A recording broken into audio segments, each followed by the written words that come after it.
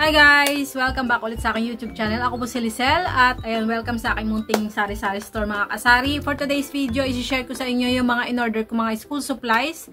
Syempre may school supplies din yung mga sari-sari store. Ano po? So yan, isi-share ko sa inyo ang napamili ko dito ay 1,750 pesos yung school supplies na to guys. Ayan, dalawa yung tindahan na binibilang ko ng school supplies. Yung isa sa incheck, yung isa yung binibilang ko ng grocery. Meron siyang school supplies sa taas. So, maganda rin yung mga quality doon. Kaya doon ako bumibili. Ito naman sa Chinese, siya, mura siya pag wholesale yung bili mo. Tulad dito, bumili ako ng 6 na iba't ibang kulay ng cartolina. May green, 10 piraso ang laman nito guys. Ang isang ganito, isang rolyo ay nagkakahalaga ng 58. Magkakaiba yung presyo niya. May 58, yung puti 45, may 68. Pero napansin ko dito, pinarehas-parehas na ni ate yung presyo. So, meron tayong green guys, 10. Meron akong mga cartolina pa dyan, kaso medyo pricey yung bili ko kasi mas makapal yun. May violet tayo guys. Tapos, hindi ko na to siya tatanggalin dito kasi maselan tong mga school supplies, madaling masira. Tapos, ayan, may light blue tayo. Dalawang klase ng blue yung binili ko. May pink. Ito yung dark blue.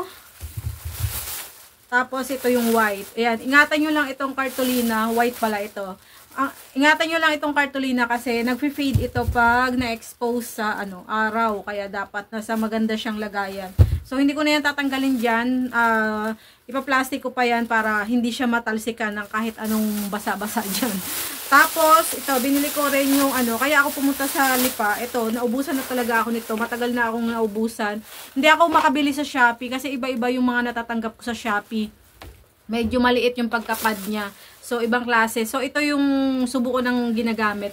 Ang presyo nito ay 55 yan. Dalawa ang binili ko. Ito, 10 pesos yung benta ko, guys. Tapos, ito, bumili din ako ng glue stick.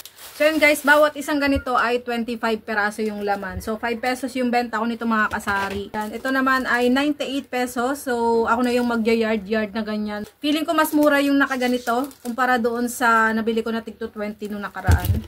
Tapos, bumili ako ng cuticle remover. Hindi siya school supplies pero kasama na rin siya doon. Ito, ang benta ko nito 10 pesos isa guys. Bumili din ako ng flex stick. Ayan, kulay itim. Ito naman ay 9 pesos yung benta ko. 0.05. Dalawa ang size nito. 0.07 at 0.05. Parehas 9 pesos yung benta ko. Tapos itong ating thick pen. Ito yung mabenta. 15 pesos yung benta ko nito guys. 75 pesos yung puhunan ng isang box. Ayan, malaki yung daan niya. Gustong-gusto to ng mga high school students. Kaya mabenta sa akin. So, ayan. 12 pieces ang laman ng isang box. Bumili ako ng door ko na blade. Ayan, isa lang muna kasi titesting ko kung mas mura doon sa Shopee. Nagtanong ako doon ng per box. So, titignan ko mamaya sa Shopee. Baka mas mura. So, lahat yon ay 917 pesos. Kaso, ang gulo ng description niya. Ito lagi yung problema ko dito sa bilihan ko ng incheck. Tapos, wala pa siyang price sa mismong item. Next, dito tayo sa isang school supplies. Ito talaga school supplies lang talaga to. Pero may hardware din siyang kasama doon sa taas. So, bumili ako ng dalawang, kalahating kilo ng kawad. Ayan. Ito ay 45 ang isang ganito. So, pwede mo rin siyang gamitin na sampayan. At baka may bumili din, kaya dinalawa ko na. Ito, may description na to. Bumili ako ng isang ream ng colored paper na kulay pink. Marami na akong colored paper doon na iba't ibang kulay. Papakita ko sa inyo mamaya. Ito, 2 pesos yung benta ko. Kahit na siya ay 175 lang yung puhunan ng isang ream. Tapos, 250 sheets. Dapat meron na tayong kita sa piso. Kaso dahil sobrang bagal niya ibenta kumpara doon sa typewriting, na piso lang yung benta ko, kaya ginawa kong dos para sulit yung pag-stock natin at pamumuhunan natin dito guys. So ganun yung kahit magkaparehas sinong puhunan, magkaiba yung pagbibenta natin. Depende kung gaano katagal ibenta. Kung slow moving or fast moving, magbabago yung presyo natin. Tapos bumili ako nitong mga tapes, yung mga parang papel. May naghahanap din kasi sa akin. Ayan guys. Ito naman, masking tape pala ang tawag dito. Tigto 22 pesos. Saka 11 pesos yung maliit. Ayan. Dalawang malaki ang binili ko. 22 pesos. Itong maliit ay 11 pesos. So, mag-mark up ako dito ng plus 30%. Ayan. Kasi sobrang bagal niyan ibenta. Tapos, meron tayo dito ang plastic cover. Kalahating yard lang to guys. 10 pesos yung puhunan. Binibenta ko siya 15 pesos guys. So, yan. Meron pa akong stock dyan. Dagdag ko lang yan dyan. Tapos, mga clay. Iba't ibang kulay ng clay. Diba nung nakaraan, sinare ko sa inyo, bumili ako sa Shopee. So, ang presyo nito ng mga safari na modeling clay ay 13 pesos guys. Tapos, ibebenta ko siya ng 20 pesos mga kasari. So, iba-ibang kulay. Ayan, nakalagay dyan kung anong kulay yung nasa loob na clay. Kaya, kahit i-display mo siya na nakaganyan, makikita na kung anong kulay yung laman sa loob. So, ganyan siya. Kunyari, yan o, orange. Orange yung nandyan. Tapos, meron tayo ditong 38 pieces na illustration board na 1.8 guys. Ito, 15 pesos yung benta ko nito. Presyo nito ay 8.50. Binibenta ko siya ng 15 pesos guys. Bumili ako nito. Naubusin kasi ako ng plastic ng paminta guys. Kaso, ubos na rin yung stock nung binibilang ko doon. At buti na abutan ko. Nabili. So ngayon dahil may mga bagong stocks tayo, problemado na naman tayo kung saan ilalagay. Kasi actually sa totoo lang, ano ba yun? Gulo-gulo yung aking mga school supplies. Hindi ko siya na-display sa isang section lang. Kasi katulad dito, may school supplies din ako dito guys. Ayan, yung mga dapat kailangan makita ng mga customer, mga ruler, yung maliliit na item natin. Mga glue, yarn, mga correction tape, yung mga index card tapes. So, yung maliliit nandyan, kasi yan lang yung kasya. Tapos, ito, kailangan nating i-display ulit at hahanapan ko to ng, ito.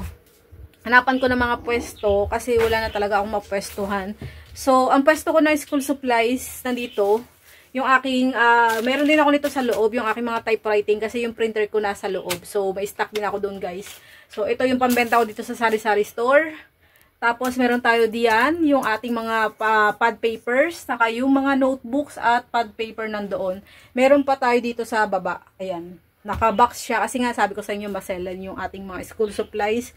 Tapos, buti na lang meron tayong mga ganitong organizer, guys, against the light. Dito, meron tayong document tray dito. Pero yan, ang nakalagay natin is school supplies. Ito yung laminating film ko, isang rim. So, yan, isang box yan. Tapos, meron tayong photo paper dyan. Diyan nakalagay ang ating photo paper. Meron tayo ditong envelope na long at short.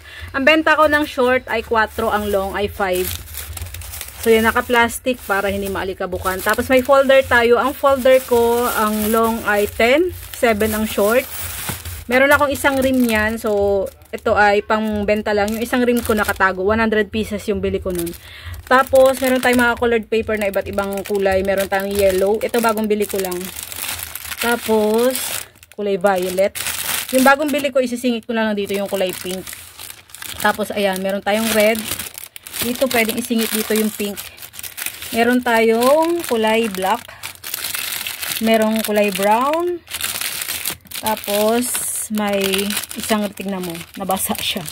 Ayan, kasi merong nagtapon ditong bata ng tubig nung nakaraan. Natapon niya yung tubig, bata pa naman yung. Kaya ako nagharang dito sa tindahan kasi medyo malikot. Ayan, tapos meron tayo dito blue, dark blue. Tapos meron tayo dito mga wrapping paper. Naka-plastic na siya, 15 pesos. Ito ay 10 peraso, guys. Meron tayong Oslo paper dito. Ito kapresyo din siya ng typewriting. Pero, ang benta ko kasi mabagal din siya ibenta. So, yun sinasabi ko sa inyo. Kahit parehas ng puhunan, magkaiba yung ating mga presyo. So, dito ko isisingit yung kulay pink natin. Ayan, meron na naman tayong additional na collection ng colored paper. Marami na tayong kulay. Ayan, 1, 2, 3, 4, 5, 6, 7, 8. 8 kulay na. Tapos, bukod dyan, meron pa akong mga colored paper. Papakita ko sa inyo. Ito pa, dito pa nakalagay yung colored paper ko. So, ito guys, yung nalugi sa akin nung may natapon yung bata dito. Kasi nakalagay dito yung mineral water, yung sa container ko. Gusto ko kasi may tubig dito para makainom ako lagi kahit nasa tindahan. Gusto ko hydrated lagi. Kaso, nasagi nung bata. Nahila yata or tinulak. Kaya itong mga colored paper ko dito, sira. Ayan, ang daming sira. Kulubot na siya. Hindi na pwedeng ibenta, nakakahiya. Ayan, makapal siya. Makapal yung nasira sa akin. Ayan, oh. So, yan. Tapos, ito na lang. Hinirang ko or tinanggal ko yung mga okay pa. Yung pwede pang ibenta. So, yan. Laki-laki din yung lugi natin. Pero, pwede pa yung magamit. Tatanggalin lang yung medyo may basa-basa. Diyan ko nilalagay yung iba't ibang kulay. Kasi, pag namimili yung customer, dadalhin ko sa kanya. Siya ang papiliin ko. Ganyan yung style ko. Tapos bukod dyan guys, bukod sa mga school supplies natin, meron pa ako dito sa baba. Ito yung Manila paper, madilim. Meron tayong Manila paper dito, mga naka-plastic din. Itong ginawa na to, yun, asawa ko lang gumawa niyan. Tapos yung mga folder natin, or envelope, plastic envelope. Yung long ko ay 17, yung short ay 15 pesos. Meron tayong iba't ibang gift wrapper. Marami tayong gift wrapper. Ayan o, makapal yung ating gift wrapper guys. Mga iba't ibang occasion yan. Meron tayo ditong mga expanded envelope, yung may garter. So yan, hindi ko na mabuklat kasi isa lang kamay kong nagagamit. Meron tayo ditong illustration board na 1/4. Tapos ito kartolina pa to guys. Ito yung sinasabi ko sa inyo, makapal na kartolina. Ayan. Ang benta ko ng makapal 18 pesos. Itim, kaiba't ibang kulay pa yun dyan. Ito illustration board pa, dito nakalagay yung illustration board ko. Bukod dun sa binili ko kanina, ito pa yung tira kong illustration board. Nabenta kasi yung illustration board. Tapos ayun, iba't ibang kulay ng expanded envelope or ano ba yun, portfolio ba ang tawag dyan. Tapos ito yung isang rim natin ng folder. Ayan, medyo makapal pa. Long ito guys, long. Ayan, 10 pesos yung benta ko. Nakatago dyan para hindi siya masira, malikabukan. So yan lang. So yan mga kasari, kayo ba ay nagtitinda din ng school supplies? Magkano yung ano nyo, markup nyo or patong nyo sa mga school supplies? At ano yung mga school supplies na binibenta nyo? Share nyo naman sa baba sa comment section para malaman ko, baka meron akong makitang idea na wala pa akong panindang ganun. Next video guys, papakita ko sa inyo yung mga pambata naman na nabili ko din kasabay nung aking school supplies. Di ko lang maisabay dito kasi medyo hahaba yung video. Kaya abangan nyo yung susunod na video ko mga kasari.